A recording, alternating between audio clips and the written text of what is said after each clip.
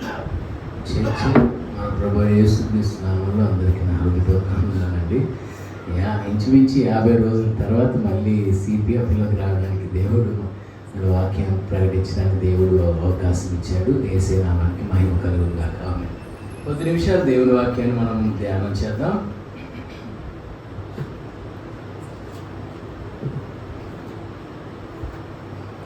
కొరింథీయులకు రాసిన 2వ పత్రిక 5వ అధ్యాయం 17వ వచనాన్ని చదువుకున్నాం. కొరింథీయులకు రాసిన 2వ పత్రిక 5వ అధ్యాయం 17వ వచనం.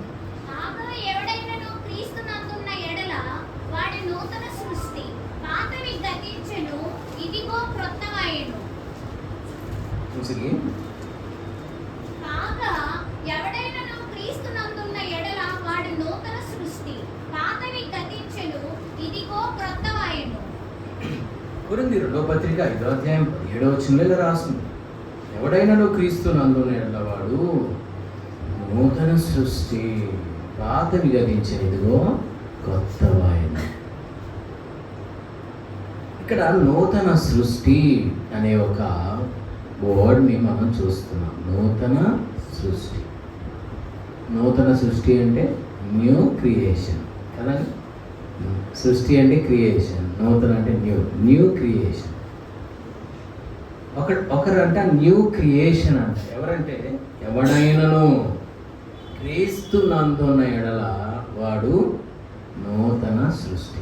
నువ్వు, నేను, మనమంతా నూతన సృష్టిగా మారిపోవాలి.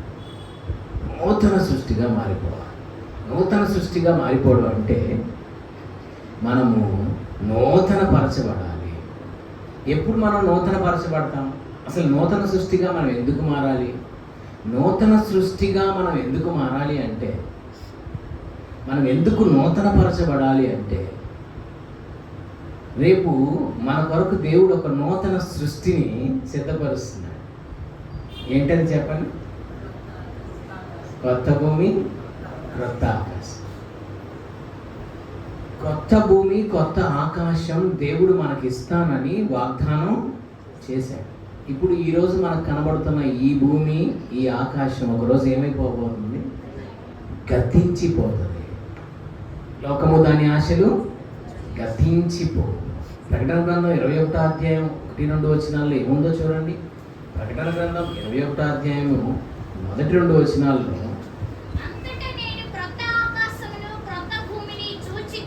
అంతటా నేను కొత్త ఆకాశమును కొత్త భూమిని చూచితిని. మొదటి ఆకాశము మొదటి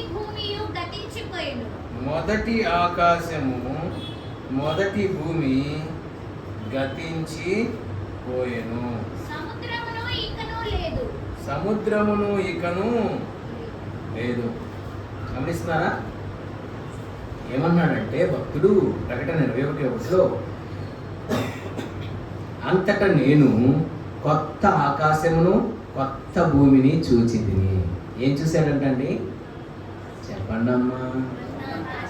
కొత్త ఆకాశాన్ని కొత్త భూమిని చూశాడు. Then what happened? మొదటి ఆకాశం మొదటి భూమి గతించిపోయేను. ఈ పదం గుర్తుపెట్టుకో, గతించిపో.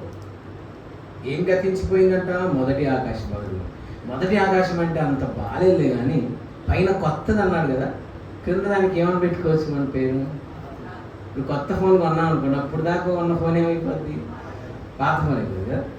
సో కొత్త ఆకాశం కొత్త భూమిని చూసి, నెక్స్ట్ పాత ఆకాశము పాత భూమి గతించిపోయాను.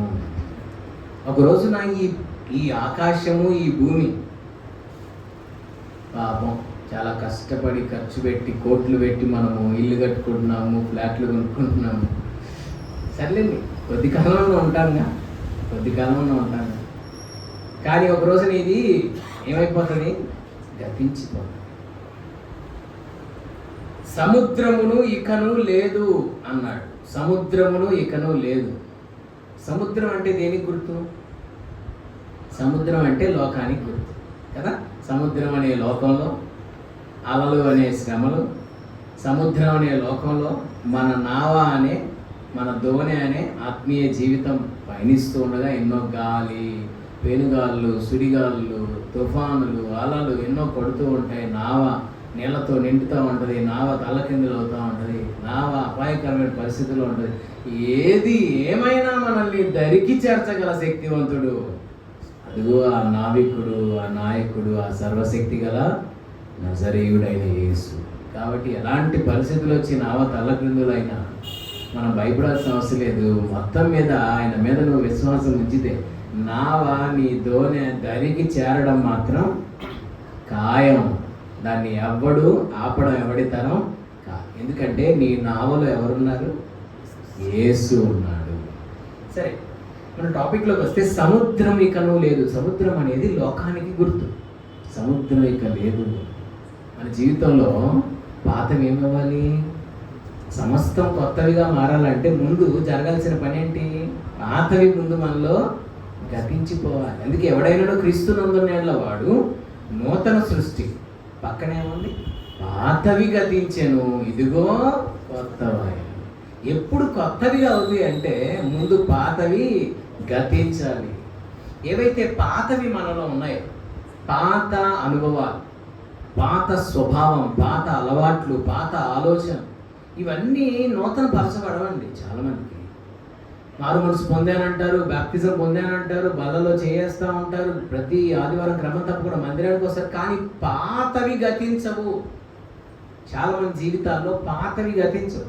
పాత అలవాట్లు అలానే ఉంటాయి, పాత తలంపులు అలానే ఉంటాయి, పాత ఆలోచనలు అలానే ఉంటాయి, పాత ఉద్దేశాలు అలానే ఉంటాయి, పాత క్రియలు అలానే ఉంటాయి. ఈరోజు దేవుడు మనతో చెప్తున్నాడు, నీవు కొత్త సృష్టిగా మారాలంటే క్రీస్తులో ముందు నీలో పాతవి గతించాలి. పాతవి గతించాలి. ఒకరోజు నేను ఒక ఇంటికి వెళ్ళాను ప్రార్థన చేయడానికి. సడన్గా మా పిల్లడు మాట వింటలేదండి అని చెప్పింది ఆంటీ. మాట వింటలేదని చెప్తే అవునమ్మా ప్రార్థన చేయాలి అని చెప్పి, మా పిల్లోడు ఎక్కువ ఫోన్ వాడుతున్నారండి అని చెప్పి, ఒకసారి ఫోన్ ఇవ్వండి నేను చెక్ చేస్తా అసలు హిస్టరీ, అసలు ఏమేమి సెర్చ్ చేస్తున్నాడో, మంచి అయితే పర్లేదు, చెడ్డ విషయాలు అయితే మనం జాగ్రత్త పడాలి అని చెప్పేసి అంటే మొబైల్ ఇచ్చాను. మొబైల్లో చాలా అసహ్యకరమైనటువంటి సెర్చింగ్స్ ఉన్నాయి. నేను అడిగాను, ఈ సెర్చింగ్స్ ఎవరు చేశారు అడిగితే ఆమె ఏమని తెలుసా? నేనే చేశాను. ఎవరు? పిల్లోడు కాదు, తనే చేసింది. సో మారు మనసు పొందింది, బాప్తిజం పొందింది, వాళ్ళలో చేయేస్తుంది, కానీ అపవిత్రమైన వాటిని చూడకుండా ఆమె కన్నులు తిప్పుకోలేని స్థితిలో. దావీదుకి అభిషేకం ఉంది, కానీ ఎందుకు పడిపోయాడు పాపంలో? చూపులపై ఆయనకి జయం లేదు. బత్షెబ స్నానం చేస్తుండగా ఆయన చూశాడని రాసు. అక్కడ ఏమన్నా ఉంటుందంటే క్లియర్గా బైబిల్లో, ఆమె బహు సౌందర్యవతి అయి ఉండుట చూచి అని రాస్తుంది బైబిల్లో. బహు సౌందర్యవతి చూడండి, మనం క్యాజువల్గా అలా చూసినప్పుడు అక్కడ ఏం జరుగుతుంది అనేది మనకి ఫ్రాక్షన్ ఆఫ్ సెకండ్లు అర్థమైతే లేదా? ఖచ్చితంగా అర్థమైంది. మనం పవిత్రతను కాపాడుకోవాలనే మనస్సాక్షి కలిగిన వాళ్ళమైతే వెంటనే మన దృష్టిని మనం అక్కడ నుంచి తిప్పేసుకోవచ్చు, దేవుని మీదకి మరల్చుకోవచ్చు, ప్రభుని స్తుతించుకుంటా మనల్ని మనం పరిశుద్ధపరచుకోవచ్చు. బహు సౌందర్యవతి అయి ఉండుట చూచి అని రాసిందంటే అర్థం ఏంటి? అతను కావాలనే. దాన్ని బైబిల్ ఏమంటుందంటే హృదయపూర్వకంగా పాపం చేయడం. యాదృచ్ఛికంగా మనకు తెలియకుండా ఏదన్నా అపవిత్రత మన కళ్ళల్లో పడితే అది దేవుని దృష్టిలో పాపం కాదు. ఎందుకంటే మనం వెంటనే మన దృష్టిని తిప్పేసుకుంటాం కాబట్టి. అందుకని ఒక భక్తుడు అంటాడు, the first look is not sin, the second look is sin అని. రెండోసారి చూస్తేనే మనం అది పాపం, అది కావాలని చూసినట్టు. మొదటిసారి మనం అనుకోకుండా చూసినందువల్ల అది పాపముగా దేవుని దృష్టిలో పరిగణింపబడు. సో చాలామంది మారు మనసు పొందామంటున్నారు, బాప్తిజం పొందామంటున్నారు, కానీ పాతవి వాళ్ళలో గతించట్లే. ఇంకా అవి పనిచేస్తూనే ఉన్నాయి. ఇంకా మీకు క్లారిటీగా చెప్పాలంటే పాత స్వభావం అది పోవాలండి. పాప స్వభావం, దీనికి చాలా పేర్లు ఉన్నాయి, చాలా పేర్లతో పిలువబడుతుంది. ఇది పాప స్వభావం, పాత స్వభావం, ఆదాము స్వభావం, సిన్ఫుల్ నేచర్, యాడమ్స్ నేచర్ అని చాలా పేర్లు ఉన్నాయి. ప్రాచీన స్వభావం కదా. ఎఫ్ఎస్సీ పత్రిక 4:22-23-24 వచ్చినాల్లో, ఎఫ్ఎస్సీ 4:22-23-24 వచ్చిన 22లో ఉంటుంది, మీ ప్రాచీన స్వభావాన్ని మీరు వదులుకోవాలి. ప్రాచీన స్వభావం అంటే ఏమని చెప్పుకోవచ్చు? పాప స్వభావం, సిన్ఫుల్ నేచర్, యాడమ్స్ నేచర్.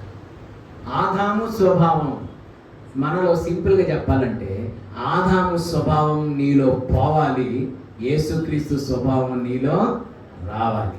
అది ఎఫెసీ పత్రిక 4వ అధ్యాయం 22, 23, 24 వచనాల యొక్క అర్థం అదే. ప్రాచీన పురుషుడు పోవాలి నీలో నుండి, నవీన పురుషుడిని నువ్వు ధరించుకోవాలి. దేవుని పోలికగా సృష్టింపబడిన నవీన స్వభావమును ధరించుకోవాలి. 22లో ప్రాచీన స్వభావాన్ని నువ్వు వదలాలి అని చెప్పాడు. 24లో నవీన స్వభావాన్ని నువ్వు ధరించుకోవాలి అని చెప్పాడు. స్వభావంపై విజయం రావట్లేదంటే ఏం స్వభావం అది? సిన్ఫుల్ నేచర్, పాప స్వభావం. ఏం చేద్దాం?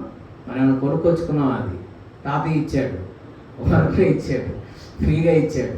ఆదాం తాత అందరికి ఫ్రీగా ఇచ్చాడు. ఆస్తిపాస్తులు ఇవ్వలేదు, కానీ పాప స్వభావాన్ని మాత్రం తీసుకోండి పంచి పెట్టాడు మనందరికి. మనం తెచ్చుకున్నాం కావాలని అదేమన్నా మనం కొనుక్కొచ్చుకున్నాం. డిమార్ట్లో కానీ, స్పెన్సర్స్లో కానీ, రిలయన్స్లోకి వెళ్ళి కొనుక్కొచ్చుకున్నామా? ఆటోమేటిక్గా ఇన్బిల్ట్ సాఫ్ట్వేర్ లాగా, ఇన్బిల్ట్ యాప్ లాగా ఆటోమేటిక్గా అది మనలోకి ఆ సిన్ఫుల్ నేచర్ అనేది ఆటోమేటిక్గా వచ్చేస్తుంది. ఇప్పుడు ఏం చేయాలి? ఎందుకు వచ్చింది అని కూర్చొని ఐన్స్టీన్ లాగా ఆలోచిస్తే జీవితం అయిపోయింది, కానీ దానికి సొల్యూషన్ రాదు. మన ఎదుర్కొన్న టాస్క్ ఏంటంటే అది నాలోకి ఎందుకు వచ్చింది అని ఆలోచించడం కాదు, దాన్ని దేవుని శక్తిని పొందుకొని దాన్ని జయించడమే మనకున్న టాస్క్. దేవుడు మనకి ఇచ్చిన టాస్క్ ఏంటంటే దాన్ని నువ్వు ఓవర్కమ్ చేయాలి.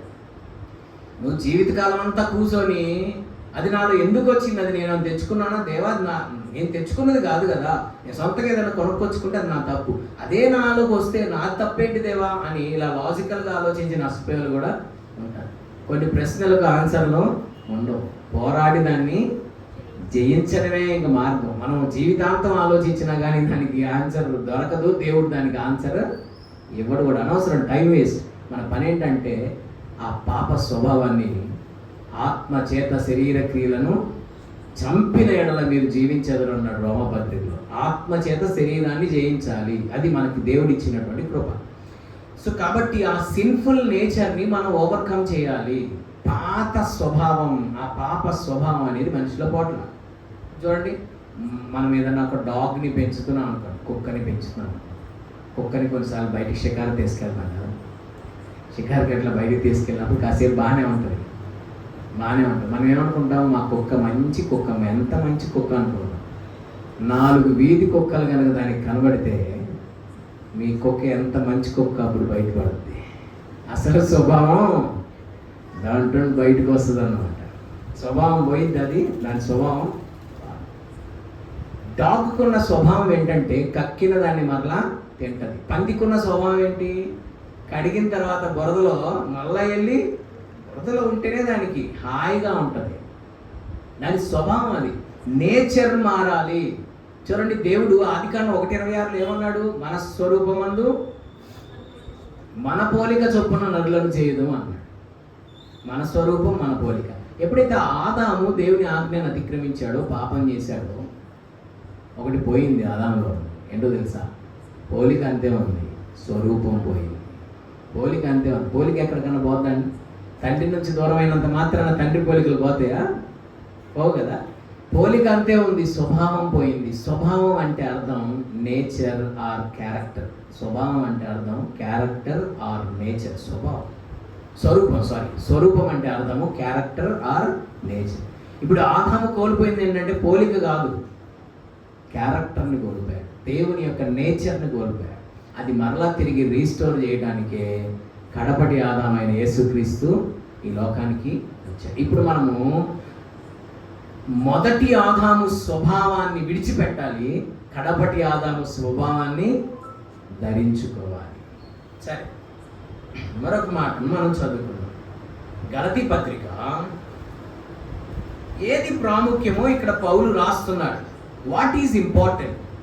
గలతీ పత్రిక 6వ అధ్యాయం 15వ వచనం. కొత్త సృష్టి పొందుటయే గాని సున్నతి పొందుటయందు ఏమీ లేదు, పొందకపోవుటయందు ఏమీ లేదు. ఇక్కడ దేన్ని హైలైట్ చేసి మాట్లాడుతున్నాడు? దేన్ని హైలైట్ చేసి మాట్లాడుతున్నాడు? కొత్త సృష్టిగా నువ్వు మారడమే ప్రాముఖ్యం, అంతేగాని సున్నతి పొందుట యందు ఏమీ లేదు, పొందకపోవుట యందు ఏమీ. అలా అని పొందొద్దని కాదు కదా. అరే ఇప్పుడు చూడండి, స్కూల్లో ఒక పిల్లోడు ఉన్నాడు. స్కూల్లో పిల్లోడు టైంకి రావట్లేదు స్కూల్కి. టీచర్ గారు అన్నారు, అరే వస్తే టైంకి రా, లేకపోతే మానుకో, ఇంటికాడ కూర్చో. అంటే ఆమె యొక్క ఇంటెన్షన్ ఏంటి? మానుకొని ఇంటి దగ్గర ఉండి సరిపోమనే పూర్తిగా. ఆమె ఉద్దేశం ఏంటి? క్రమంగా వచ్చి మంచి చదువుకోరా. అట్లానే సున్నతి పొందుట ఏంది ఏం లేదు, పొందకపోవడం ఏంది ఏం లేదంటే సున్నతి పొందొద్దని కాదు. కానీ ఇక్కడ ఉద్దేశం ఏది ఇంపార్టెంట్? సున్నతి పొందడమా, కొత్త సృష్టిగా మారడమా?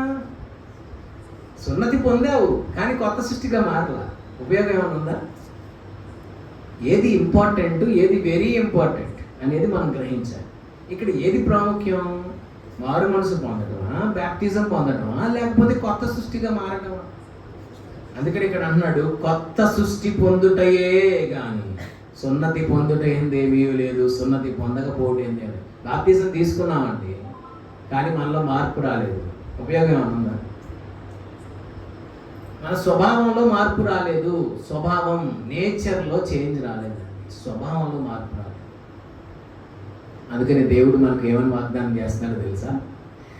యెహెజ్కేలు 36:26లో ఉంటుంది, నూతన హృదయం మీకు ఇచ్చేదను, నూతన స్వభావాన్ని నేను మీకు కలగజేస్తాను. యెహెజ్కేలు 36:26. నూతన స్వభావం నేను మీకు కలగజేస్తాను.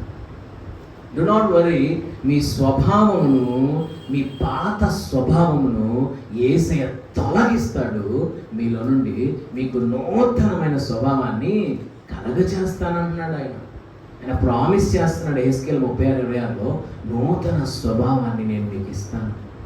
ఎవడు ఎంత భక్తి చేసినా స్వభావంలో మార్పు రాకపోతే, నీ పాత స్వభావాన్ని, ప్రాచీన స్వభావాన్ని నువ్వు జయించలేకపోతే ఎంత భక్తి చేసినా ప్రయోజనం లేదు, ఎంత రాగాలు తీసి పాటలు పాడినా ప్రయోజనం లేదు, ఎంత బల్లగుద్ది ప్రసంగాలు చేసినా ప్రయోజనం లేదు. నీ పాప స్వభావంపై నువ్వు విజయం పొందాలి, నీ పాత స్వభావాన్ని నువ్వు వదిలిపెట్టాలి, నీ ప్రాచీన స్వభావంపై నువ్వు విజయాన్ని పొందాలి. నీ పాత స్వభావమును నువ్వు ఓవర్కమ్ చేయనంతకాలం ఇక్కడ ఎంత భక్తి కనపరిచినా ఉపయోగం లేదు. స్వభావములో మార్పు రావాలి, మన స్వభావంలో మార్పు రావాలి. అందుకని తీతుకు పత్రికలో కూడా రాస్తారు 3వ అధ్యాయంలో, పరిశుద్ధాత్మ మనకు నూతన స్వభావం కలగజేయుట ద్వారాను మనలను రక్షించెను అంటాడు తీతుకు 3:5లో. నూతన స్వభావం గురించి తీతుకు పత్రికలో కూడా రాస్తున్నాడు చూడండి. టైటస్ 3:5. మనము నీతిని అనుసరించి చేసిన క్రియల మూలంగా కాక తన కనికరము చొప్పుననే పునర్జన్మ సంబంధమైన స్నానము ద్వారాను పరిశుద్ధాత్మ మనకు నూతన స్వభావం కలుగజేయుట ద్వారాను మనలను రక్షించెను. చూసారా? పరిశుద్ధాత్మ మనకు నూతన స్వభావం కలగజేయుట ద్వారా మనలను రక్షించెను. నూతన స్వభావం ఎవరిస్తారు? పరిశుద్ధాత్మ దేవుడిస్తాడు. ఆ నూతన స్వభావాన్ని పరిశుద్ధాత్మ దేవుడిస్తాడు. ఆ నూతన మనస్సును పరిశుద్ధాత్మ దేవుడిస్తాడు. ఆ నూతన హృదయాన్ని మీకు ఎవరిస్తారు? పరిశుద్ధాత్మ దేవుడిస్తాడు. సౌలు తల మీద సమూయేలు తైలం కొమ్ము తీసుకొని సౌలు తల మీద తైలం పోసి ఆయన రాజుగా అభిషేకించి ఏమన్నారో తెలుసా? పరిశుద్ధాత్మ నీ మీదికి బలంగా వచ్చును, అప్పుడు నీకు కొత్త మనస్సు వచ్చును అన్నాడు. సమూయేలు మొదటి గ్రంథం 10వ అధ్యాయం 6వ వచనంలోను 9వ వచనంలో మీరు చూస్తే పరిశుద్ధాత్మ నీ మీదికి బలంగా వచ్చును. ఎలా వచ్చునంట? బలహీనంగా చెబుతున్నారు బలంగా వచ్చిన విషయాన్ని. పరిశుద్ధాత్మ ఎలా వచ్చును? బలంగా వచ్చును. Then what will happen? అప్పుడు నీకు కొత్త మనసు వచ్చును. చదువుతారు ఎవరు? సమూయేలు మొదటి గ్రంథం 10:6. యెహోవా ఆత్మ నీ మీదికి బలముగా దిగి వచ్చును. నీ మీదికి యెహోవా ఆత్మ బలంగా వస్తుంది. నీవు వారితో కలిసి ప్రకటన చేయుచుండగా నీకు కొత్త మనస్సు వచ్చును. నీకు కొత్త మనస్సు వస్తుంది. కొత్త మనసు రావాలి. ఆటోమేటిక్గా మనసు ఎప్పుడైతే కొత్త అది అయిపోతుందో, తలంపులు, ఆలోచనలు, ఊహలు, ఉద్దేశాలు, ఇమాజినేషన్, మెడిటేషన్ మొత్తం ఏమైపోతాయి? మొత్తం న్యూ అయిపోతాయి. Everything will become new. అదే అంటారు కదా ప్రకటన గ్రంథం 21:6లో దేవుడు అంటాడు, behold I'm making everything new. ఇదిగో సమస్తమును నూతనమైనదిగా చేస్తాను. మొత్తం నూతనమైపోవాలి మన జీవితం. ఎక్కడ పాత నట్టు, పాత బోల్టు కనబడడానికి వీలేదు. కొత్త బండి ఉన్నామండి, ఏదైనా పాత వస్తువులు ఏమైనా ఉంటాయి దాంట్లో. మరి నూతన సృష్టిగా నువ్వు మారిపోతే ఇంక నీలో పాత ఏమి నీలో కనబడకూడదు. ఇంకా పాత ఆలోచనలకి నీలో ఇంకా కనబడకూడదు. పాత మాటలు నీలో ఇంకా కనబడకూడదు. పాత తలంపులు నీలో ఇంకా కనబడకూడదు. పాత స్వభావం, పాత ఆలోచనలు, పాత క్రియలు, పాత అలవాట్లు అన్నీ పోవాలా, నీలో నుండి పోవాలా. అందుకని అన్నాడు, క్రీస్తు నందున ఎవడైనా నూతన సృష్టి, పాతవి గతించాలండి పాతవన్నీ. మనం నేను చెప్పిన ప్రసంగం చేయంగానే జరగవు అవన్నీ. మోకాళ్ళ మీద పడి పోరాడాలి. జీవితం కొరకు, విక్టరియస్ లైఫ్ కొరకు, అన్ని విషయాల్లో నూతన పరచబడాలని ప్రభు సన్నిధిలో ఎంతగా మనం జయం కొరకు పోరాడతామో అంతగా దేవుడు ఒక్కొక్క దానిపై నీకు విజయం ఇస్తూ నిన్ను సమస్తాన్ని నూతన పరచబడాలి. కొంతమంది ఎంత భక్తి చేస్తూ ఉంటారో కానీ తలంపులు నూతన పరచబడవు, ఆలోచనలపై వాళ్ళకి విజయం ఉండదు. అవన్నీ పోరాడి పొందుకోవాల్సిన విజయాలు. ఏదో నేను ఒక ప్రసంగం చేయగానే మీరు కూర్చొని వినంగానే జరగాయి. పోరాడాలి. మోకాళ్ళపై దేవుని సన్నిధిలో ఎంతగానో పోరాడి ఒక తీవ్రమైన పోరాటం చేస్తే తప్ప ఒక్కొక్క విషయాన్ని మనం చెక్కుకుంటూ, సరిచేసుకుంటూ, నూతన పరుచుకుంటూ రావాలి. మరి మందసం తయారు చేయబడాలంటే మందసాన్ని దేంతో చేశారమ్మా?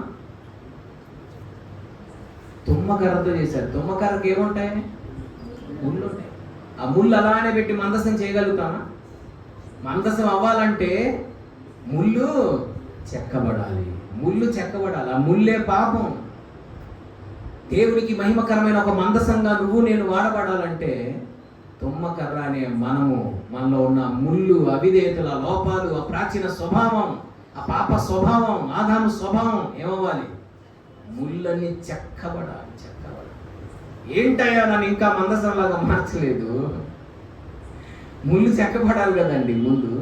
ముళ్ళు చెక్కబడకుండా నిన్ను తీసుకెళ్ళి మందసంగా మారితే లేవీలు గుచ్చుకుంటూ ఉంటావు భుజాల మీద. లేవీలు భుజాల మీద పెట్టి మోస్తుంటే అందరికి గుచ్చుకుంటూ ఉంటావు కదా.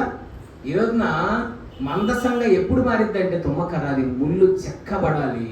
అప్పుడు దాని తర్వాత దాని మీద బంగారము పొదగబడుతుందంట. బంగారంతో పొదగబడుతుంది. ఫస్ట్ చెక్కతో తయారు చేస్తారు. తయారు చేసినాక ఏం చేస్తారు? మందసం అంతా ఎలా ఉంటుంది కదా, మనకి ఇమేజెస్ కూడా చూస్తుంటాం. ఆర్క్ ఆఫ్ ద కవెనెంట్ మనం గూగుల్లో సెర్చ్ చేస్తే బంగారంలా కనబడతాం. ఎలా మారింది అది? బంగారంతో పొదగబడింది. బంగారంతో పొదగడం అంటే ఏంటో అర్థం తెలుసా? బంగారం అనగా దేవుని స్వభావానికి గుర్తు, ద నేచర్ ఆఫ్ గాడ్. దేవుని స్వభావం మన మీద, తుమ్మకర్ర అనే మన మీద దేవుని స్వభావం అనే బంగారం పొదగబడాలి. ఇక బంగారంతో పొదిగినప్పుడు చూసిన వాళ్ళకి ఏం కనపడింది? తుమ్మకర్ర కనపడిద్దా, బంగారం కనపడింది? బంగారమే కనపడింది ప్రజలకి, తుమ్మకర్ర కనపడింది. మనల్ని చూసిన వాళ్ళకి మనలో దైవ స్వభావమే ప్రత్యక్షం అవ్వాలి కానీ ఇక మన స్వభావం కనబడడానికి వీలు. అందుకే ముందు రిఫరెన్స్ ఏం చదివించండి. ఇప్పుడు బిఫోర్ తీతుగా పరిశుద్ధాత్మ మనకు నూతన స్వభావం కలగజేస్తుంది. మరొక మాట చదువుకున్నా. 1 శామ్యూయల్ 10:9 మనం చూస్తే 6వ వచనంలోనే పరిశుద్ధాత్మని మీదకి బలంగా వచ్చును, అప్పుడు నీ కొత్త మనసు వచ్చిన రాసింది కదా. సమూయేలు మొదటి గ్రంథం 10:6లో, 10:9లో దేవుడు ఆయనకి కొత్త మనసు అనుగ్రహించాడని రాసింది. చాలా బాగుంటుంది ఆ మాట చూడండి. 1 శామ్యూయల్ 10:9. దేవుడు అతనికి కొత్త మనస్సు అనుగ్రహించాడు.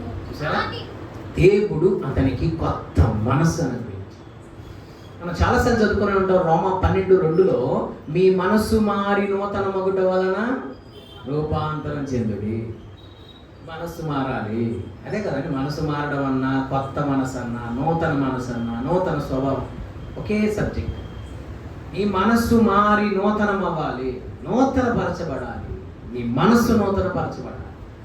ఎంతకాలం దేవుడి సన్నిధికి వచ్చినా, ఎంతకాలం నువ్వు పాటలు పాడినా, ఎంతకాలం నువ్వు మందిరానికి వచ్చినా, ఎంతకాలం నువ్వు ప్రసంగాలు విన్నా, ప్రసంగాలు చేసినా, నీ మనస్సు నూతన పరచబడకపోతే, నీ స్వభావం నూతన పరచబడకపోతే, నీ ఆలోచనలు, నీ క్రియలు, నీ జీవితం నూతన పరచబడకపోతే ప్రయోజనం ఏమీ లేదు.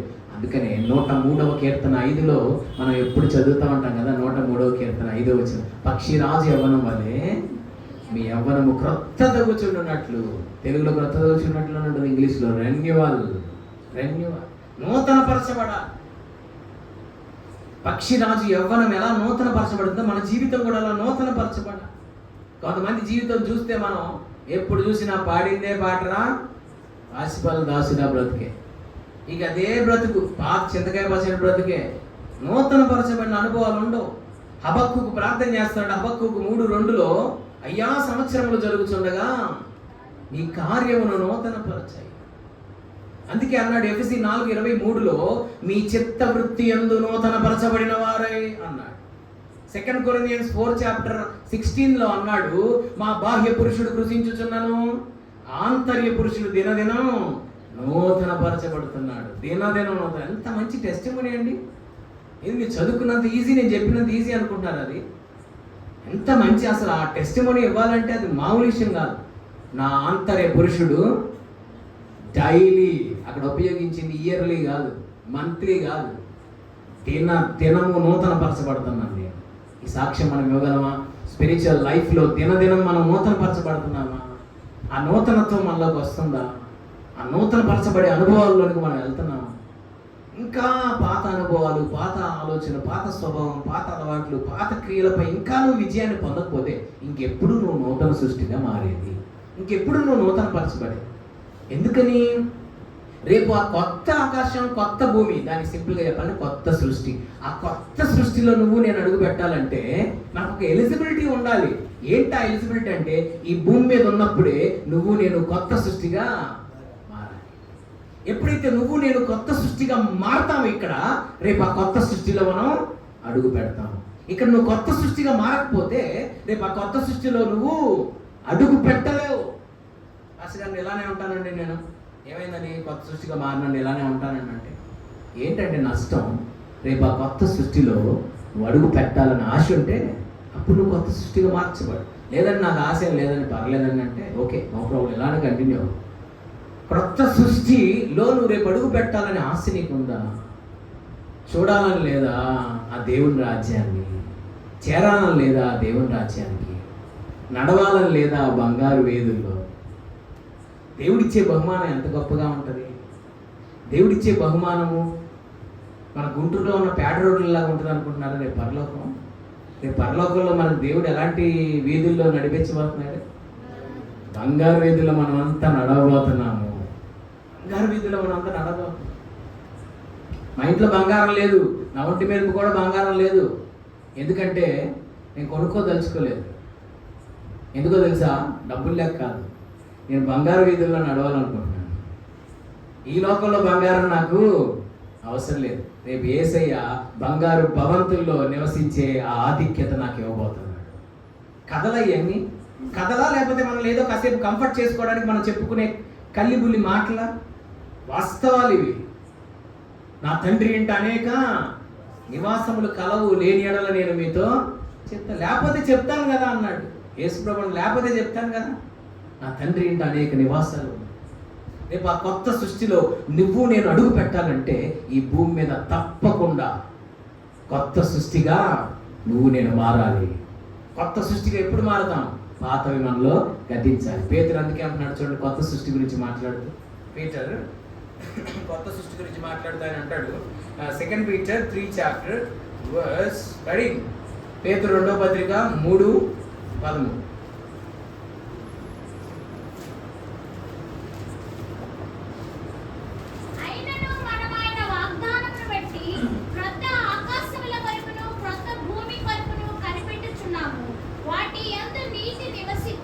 And 14 also.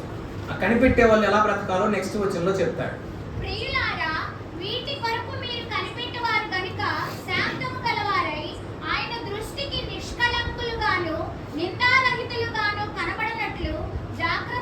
బా ఎంత అద్భుతమైన మాటలండి రెండు. చూడండి, పేతురు 2వ పత్రిక 3వ అధ్యాయం 13, 14.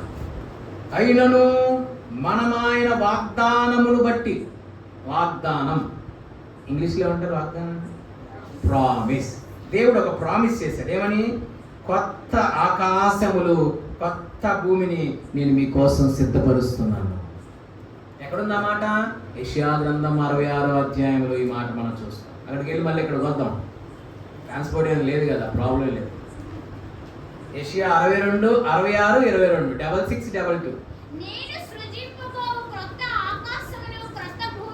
నేను సృజింపబోవు కొత్త ఆకాశం, 66, 22. ఐజయా 66, 22.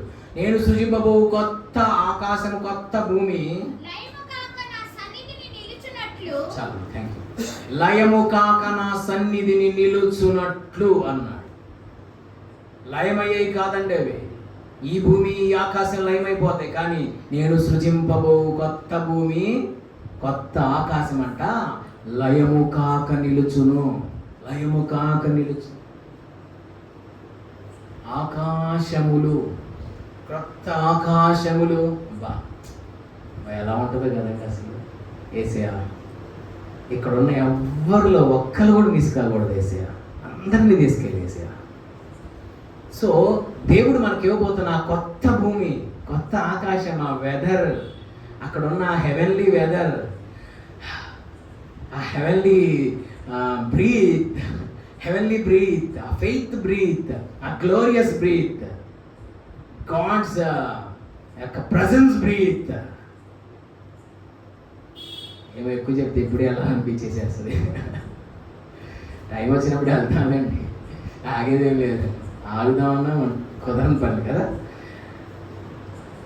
గాడ్స్ ప్రజెన్స్ బ్రీత్ ఎలా ఉంటుందో ఆ కొత్త భూమి, కొత్త ఆకాశంలో, ఆ మహిమ గల వెదర్, ఆ మహిమ కలిగిన వాతావరణం.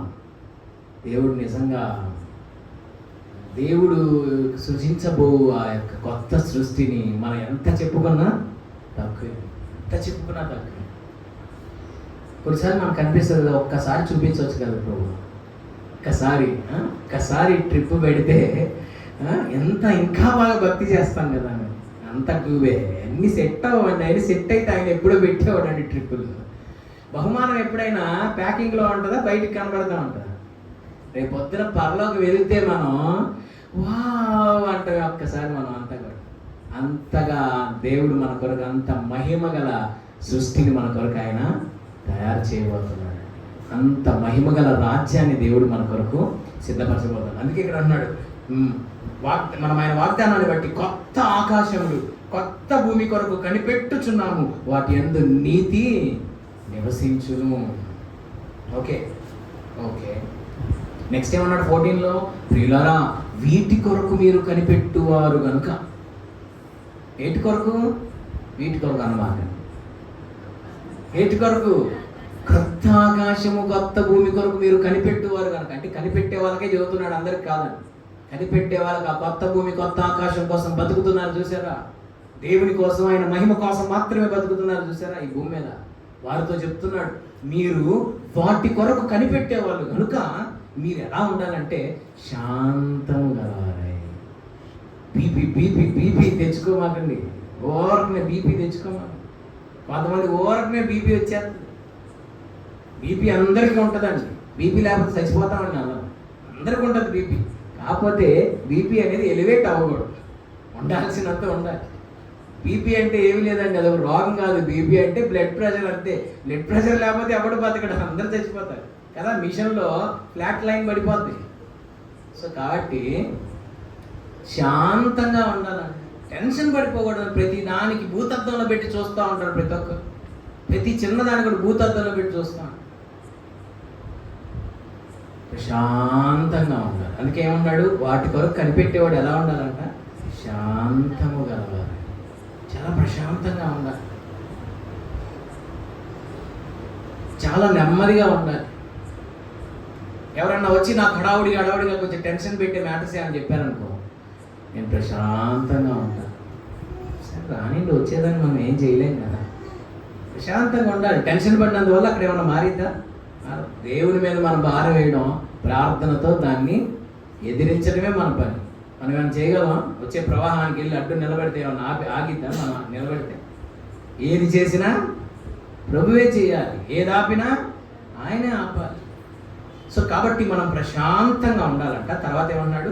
ఆయన దృష్టికి నిష్కలంకులుగా నిందారహితులుగా ఉండునట్లు కనబడినట్లు జాగ్రత్త పడాలి. It is very most important. ఎవరికి చెప్తున్నాడు ఇది? వాటి కొరకు కనిపెట్టే వారి సంగతి చెప్తున్నాడు. నాకు అవసరం లేదండి అది అనుకున్న వాళ్ళు కాదు. వాటి కొరకు ఎవరైతే కనిపెడుతున్నారో, ఆ కొత్త సృష్టిలో అడుగు పెట్టడం కొరకు ఎవరైతే సిద్ధపడుతున్నారో, ఆ కొత్త సృష్టి కొరకు అయితే ఎవరైతే బ్రతుకుతున్నారో, ఆ కొత్త సృష్టి కొరకు ఎవరైతే కనిపెట్టుకొని ఉన్నారో వారితో చెప్తున్నారు, ఆయన దృష్టికి నిష్కలంకులుగాను నిందారహితులుగాను కనబడేటట్లు జాగ్రత్త పడండి. నిష్కలంకులు పేర్లోనే ఉంది. నిష్కలంకులు అంటే ఏ కలంకము లేని జీవితం, ఏ కలంకం లేని జీవితం, ఏ డాగు, ఏ మచ్చ, ఏ ముడత, ఏ కలంకము లేని నిష్కలంకమైన కన్యకగా, సంఘముగా మనము మార్చబడుదుముగాక. నిష్కలంకులుగా మారిపోవాలి. ఏ కలంకం అనేది మనలో ఉండదు. పరమగీతంలో అంటాడు, ప్రియురాలా ఓ నిష్కలంకురాలా. సంఘాన్ని ఎలా చూడాలనుకున్నాడు దేవుడు? నిష్కలంకురాలుగా మారిపోవాలి. అంటే ఇది ఒక ఓవర్ నైట్లో జరిగిపోయే ప్రాసెస్ కాదనుకోండి. మనం దాని కొరకు ఎంతో ప్రభు సన్నిధిలో శుద్ధి చేయబడాలి, శాంక్టిఫై చేయబడాలి, ఎంతో శుద్ధీకరించుకోవాలి. ఆ కలంకములన్నింటినీ ప్రభు సన్నిధిలో శుద్ధి చేసుకొని కడుక్కోవాలంట. ఆయన రక్తంతో కడగబడతా ఉండాలి. అదే అంటారు, డైలీ ట్రాన్స్ఫర్మేషన్ జరగాలండి. వాళ్ళ డైలీ ట్రాన్స్ఫర్మేషన్, డైలీ ఓవర్కమర్స్గా మారిపోవాలి, డైలీ ట్రాన్స్ఫర్మేషన్ జరగాలి, డైలీ శాంక్టిఫికేషన్ జరగాలి. ఇలా జరిగితేనే రేపు పొద్దున మనం నిష్కలంకమైన పావురం లాగా రేపు దేవుని ఎదుట రేపు ఆ కొత్త సృష్టి కొరకు కనిపెట్టేవారు నిష్కలంకులుగా. ఎవరి దృష్టికి? జాన్ వెస్లీ గారి దృష్టికి. ఎవరి దృష్టికి ఉంది ఇక్కడ? ఆయన దృష్టికి. ఎవరైనా ప్రభు దృష్టికి నిష్కలంకులుగా నిందారహితులు. నిందారహితులు అంటే పేరులోనే నిందారహిత. నిందా సహిత కాదు, నిందారహిత. నిందారహిత అంటే నింద వేయడానికి అవకాశం ఇవ్వకూడదంట. ఎవరు ఏలెత్తి మనకెళ్ళి చూపించే ఛాన్స్ ఇవ్వకుండా బతకాలి. నిందారహితుడు ఉన్నారు ఒక ఆయన ఆదికాండంలో. ఎవరైనా? నోవా గురించి నిందారహితులుగా అంత పర్ఫెక్ట్గా ఏ మచ్చలేని జీవితం జీవించడానికి మనం ప్రయత్నం చేయాలి. అలాని కలంకం లేకుండా ఉండదండి. ప్రతి ఒక్కరిలో ఏదో కలంకం ఉంటుంది. దాన్ని మనము శుద్ధి చేసుకోవాలి, దేవుని సన్నిధిలో కడుక్కోవాలి, దేవుని సన్నిధిలో మనము శుద్ధీకరింపబడాలి. దేవుని సన్నిధిలో మనల్ని మన విషయాల్లో సరి చేసుకునే వారిగా ఉండాలి. మరొక మాట చదువుకుందాం.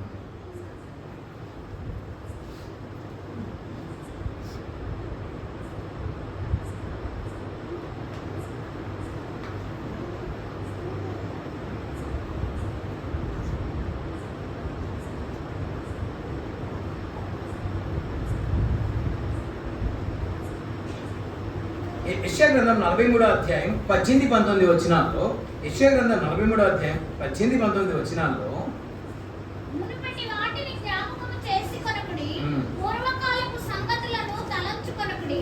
ఇదిగో నేను ఒక నూతన క్రియ చేయుచున్నాను, ఇప్పుడే అది మొలుచును. ఇక్కడ దేవుడు ఒక వాగ్దానం చేస్తాను. ఇదిగో నేను ఒక నూతన క్రియను చేయుచున్నాను.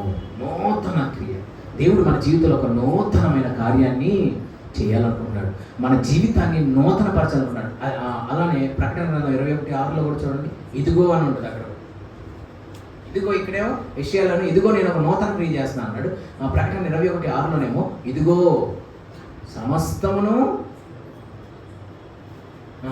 మరియు ఆయన నాతో ఇట్లనెను, సమాప్తమైనవి, నేనే అల్ఫయు ఒమేగయు అనగా ఆదియు అంతమునై ఉన్నవాడను. వర్స్ 5 5 అప్పుడు సింహాసనాసీనుడై ఉన్నవాడు ఇదిగో సమస్తమును నూతనమైనవిగా చేయుచున్నానని చెప్పెను. దేవుడు మన జీవితంలో సమస్తాన్ని నూతనపరచాలనుకుంటున్నాడు. నూతనపరచబడాలి. ఏమేమి నూతనపరచబడాలి?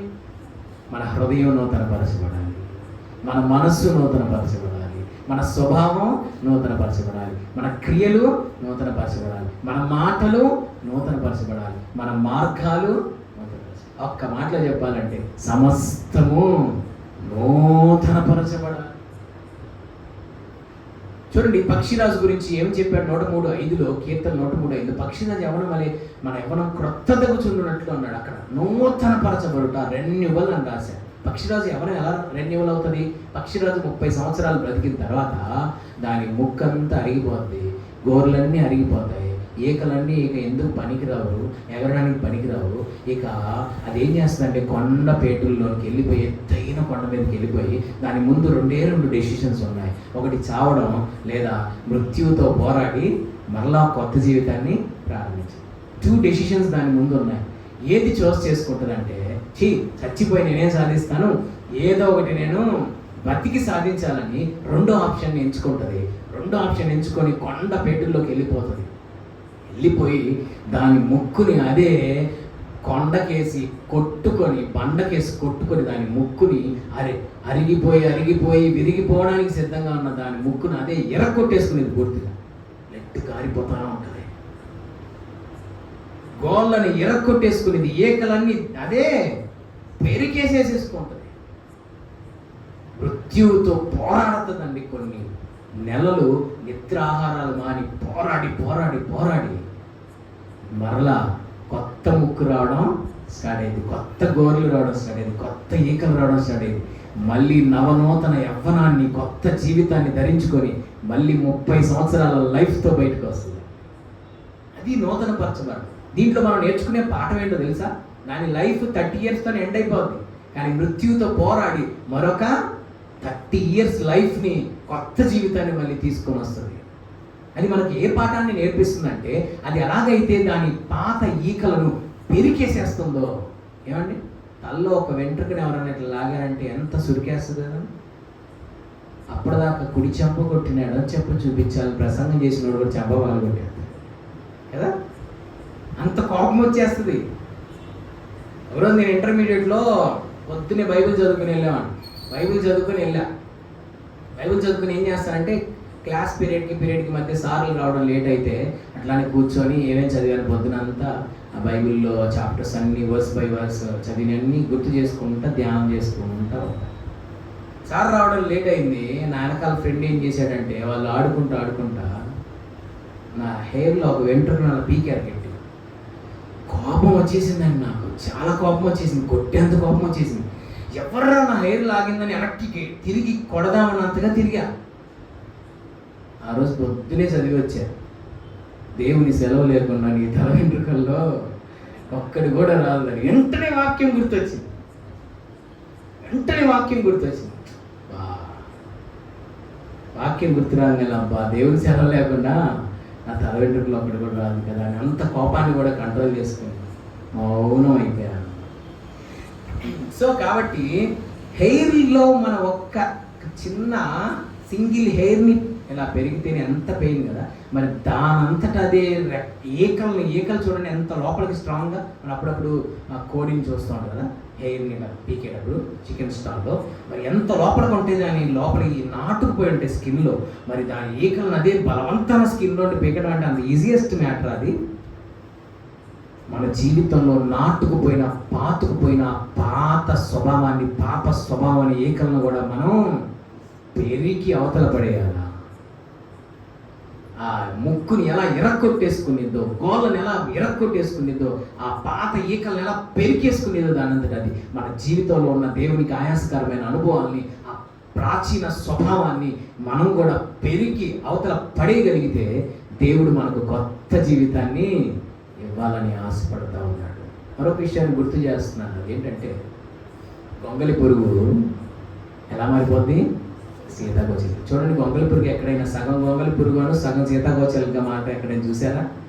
Total transformation and daily transformation, ఈ 2 పదాలు గుర్తుపెట్టుకో.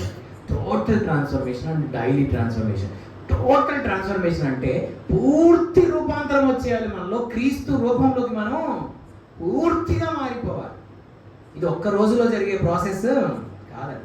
డైలీ ట్రాన్స్ఫర్మేషన్ ఎవరిలో అయితే ఉంటుందో వాళ్ళే టోటల్ ట్రాన్స్ఫర్మేషన్లోకి వెళ్ళబోతున్నారు ఒకరోజు. ఎందుకని మనం క్రీస్తు పోలికలో రూపాంతరం చెందాలంటే రేపు యేసుక్రీస్తు మధ్యాకాశంలో ప్రత్యక్షమైనప్పుడు కడబోర మోగంగానే రెప్పపాటు సమయంలో 1 కొరింథీ 15 అధ్యాయంలో ఉంటుంది. రెప్పపాటు సమయంలో మనం అంతా మార్పు చెందేదము అని ఉంటుంది. రేపు రెప్పపాటు సమయంలో కనురెప్ప కొట్టుకునేంత సమయంలో ఆయన పోలికలోకి మనం మార్పు చెందాలంటే ఈ భూమి మీద మనం బతికున్నప్పుడే ఆయన పోలికలోకి మార్పు చెంది ఉండాలి. ఎవరైతే పౌలు అన్నట్టు నేను క్రీస్తుని పోలి నడుచుకుంటున్నానని క్రీస్తు పోలికలోకి ఎవరైతే ఈ భూమి మీద మారతారో రేపు వాళ్ళే క్రీస్తు పోలికలోకి మార్పు చెందబోతున్నారు. రేపు కడబోర మోగినప్పుడు ఆయన పోలికలోకి నువ్వు అలా ట్రాన్స్ఫార్మ్ అయిపోవాలంటే, అలా ఆయన పోలికలోకి మార్పు చెందాలంటే ముందు ఈ భూమి మీద ఆయన పోలికలో నువ్వు బ్రతకాలి. ఆయన పోలికలోకి నువ్వు రూపాంతరం చెందాలి. అది డైలీ ట్రాన్స్ఫర్మేషన్ అండి. చూడండి, గొంగలి పురుగు సీతాకోచలుగా ఒక్క రోజులోనే అలా మారిపోద్దా? రోజుకి కొంత డైలీ ట్రాన్స్ఫర్మేషన్ జరిగి జరిగి జరిగి జరిగి జరిగి ఒకనొక రోజు పూర్తిగా రూపాంతరం చెందుతుంది సీతాకోచలుగా. మన జీవితాల్లో కూడా క్రీస్తు పోలికలోకి ఓవర్ నైట్లో మనం మారిపోం. ఒక రాత్రిలోనే నేను ప్రసంగం చేయగలను, ఈ నైట్లోనే మీరు మారిపోరు. డైలీ ట్రాన్స్ఫర్మేషన్ మన జీవితంలో జరుగుతూనే ఉండాలి. రోజు మనల్ని మనం సరిదిద్దుకుంటానే ఉండాలి. రోజు మనల్ని మనం ప్రభు సన్నిధిలో మన లోపాలని, మన అవిధేయతల్ని, దేవునికి ఆయాసకరమైన అనుభవాల్ని రోజు మనం సరి చేసుకుంటూ క్రీస్తు పోలికలకు మనం మారిపోవాలండి. యేసుక్రీస్తు ప్రభు మత్తయి సువార్త 17వ అధ్యాయంలో రూపాంతర కొండ మీదకి వెళ్ళి రూపాంతరం చెందారు. ఎత్తైన కొండ మీదకి. ఇప్పుడు ఒక మంచి మాట ఉంది, అది చెప్పి ప్రార్థన చేస్తారు. ఏంటో తెలుసా? ఎత్తైన కొండ మీదకి వెళ్ళి వారి ఎదుట రూపాంతరం చెందారు. మనం ఎప్పుడు రూపాంతర అనుభవంలోకి వస్తాము? నేను ప్రసంగం చేయగలనే మీరు రూపాంతరంలోకి వచ్చారు.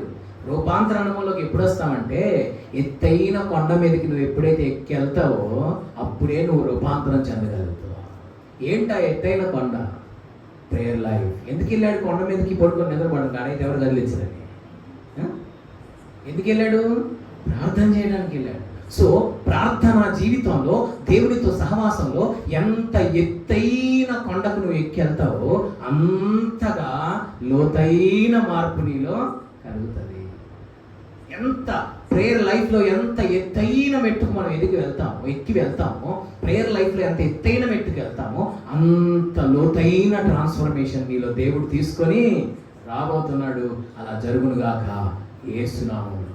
ఆమేన్. ప్రార్థన చేద్దాం. ఈరోజు 2 పదాలను మనము ధ్యానం చేశాం. మొదటిది నూతన పరచబడాలి, 2 రూపాంతరం చెందాలి. ఈ 2 అత్యంత ప్రాముఖ్యం. ఎందుకంటే నూతన సృష్టిగా మనం మారకపోతే రేపు నూతన సృష్టిలో అడుగు పెట్టలేము. రూపాంతరం ఇక్కడ నువ్వు చెందకపోతే రేపు కడబోర మోగినప్పుడు నువ్వు రూపాంతరం చెందలేవు. రేపు రూపాంతరం చెందాలంటే ఇప్పుడు రూపాంతరం చెందాలి. రేపు కొత్త సృష్టిలో అడుగు పెట్టాలంటే ఇప్పుడు నువ్వు కొత్త సృష్టిగా మారాలి. ప్రార్థన చేద్దాం. మహాపరిశుద్ధుడు అయిన ప్రేమగల తండ్రి, ఇంకా పాత స్వభావం, పాత ఆలోచనలు, పాత అలవాట్లు, పాత అనుభవాలు, దేవా, పాత క్రియలు, పాత మాటలు, పాత ప్రవర్తన ఇంకా ఎక్కడెక్కడైతే మా జీవితాల్లో ఏలుబడి చేస్తుందో, వర్క్ చేస్తుందో, యేసు నామములో పక్షి రాజు ఎలాగైతే తన ఈ కలనది పెరికి వేస్తుందో మా జీవితాల్లో నుండి ఆ పాత స్వభావాన్ని పెరికి అవతల పడేసే కృపను మీరు మాకు దయచేయమని ప్రార్థిస్తున్నాం. దేవా, మీకు స్తోత్రం. ఎవడైనా క్రీస్తు నందునేళ్ళ వాడు నూతన సృష్టి, పాతవి గతించెను, ఇదిగో కొత్తవైన రాయబడినట్లు. దేవా, పాతవి మాలో గతించినంత కాలం మేము కొత్త సృష్టిగా మారలేము. నీలో నూతన పరచబడి ఎంత అద్భుతమైన సాక్ష్యం ఇచ్చారు పౌలు. దినము నేను నూతన పరచబడుతున్నాను. దేవా, ఏది అలాంటి సాక్ష్యం, అలాంటి ఎక్స్పీరియన్స్ మా లైఫ్లో డైలీ నేను దినము నేను దేవుళ్ళు ఎదుగుతున్నాను అన్నాడు. దినం దేవునికి దగ్గర అవుతున్నాను అన్నాడు. దినం దేవుల్లో ఎదుగుతున్నా, ఫలిస్తున్నాను అన్నాడు. దినము నాలో మార్పు వస్తున్నా అన్నాడు. దినం నేను నూతన పరచబడుతున్నాను అన్నాడు. ఏదయ్యా అలాంటి అనుభవాలు మా జీవితంలో? సంవత్సరాలు గడిచిపోతున్నాయి, మార్పు లేదయ్యా, ఎదుగుదల లేదయ్యా, సంవత్సరాలు గడిచిపోతున్నాయి, మా జీవితాల్లో నూతన పరచబడుతున్న అనుభవాలు లేవు అని ఒప్పుకొని తీరాలి ప్రభు. ఈ మాటను మాలో ఫలింపజేయండి. పౌలు గారు ఎలా అయితే దినదినం నేను నూతన పరచబడుతున్నాను అన్నాడో అలాంటి కృప మాకు ఇవ్వవా యేసయ్యా. అలాంటి అనుభవంలోనికి మమ్మల్ని నడిపించవా యేసయ్యా. దినము నేను దేవుళ్ళు ఎదుగుతున్నాను అన్నాడు. దినము నేను దేవుళ్ళు నూతనపరచబడుతున్నాను అన్నాడు. దినము నేను మార్పు చెందుతున్నాను అన్నాడు. దినము దేవునికి దగ్గర అవుతున్నాను అన్నాడు. ఏదయ్యా సంవత్సరాలు గడుస్తున్నా మేము ఈ కార్యాలు పొందుకోలేకపోతున్నామే. దినము నేను పొందుతున్నానని ఎలా సాక్ష్యం ఇవ్వగలిగాడు? ఈ రోజు నుండి దినము మాలో మార్పు రావాలయ్యా. దినము మేము నూతనపరచబడాలయ్యా. దినము ఏదో ఒకటి కొత్త విషయం నీలో నేర్చుకోవాలయ్యా. నీలో ఎదగాలయ్యా. దినము నీలో ఫలించాలి. అంటే కృప దయచేయమని వేడుకోండి. ఎత్తైన కొండ మీదకి వెళ్ళి మీరు రూపాంతరం ఎలా చెందారో మా జీవితాల్లో కూడా ప్రార్థనలో నీతో సహవాసంలో ఒక ఎత్తైన కొండకి ఎక్కి వెళ్ళే కృప దయచి ఎత్తైన కొండకి ఎక్కి వెళ్ళాలి. దినము రూపాంతరం చెందాలయ్యా.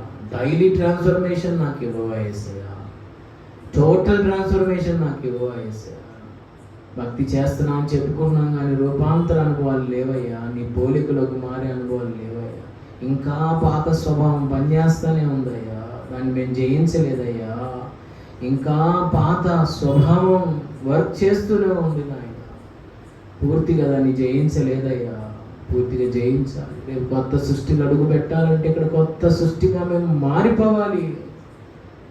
రేపు నీ కడబోరం మోగినప్పుడు నీ పోలికలకు మార్పు చెందాలంటే ఇక్కడ మేము రూపాంతరం చెందాలి. నీ పోలికలకు ఈ మాటలు మాలో ఫలింపజేయాలి. దేవా నీకు స్తోత్రం.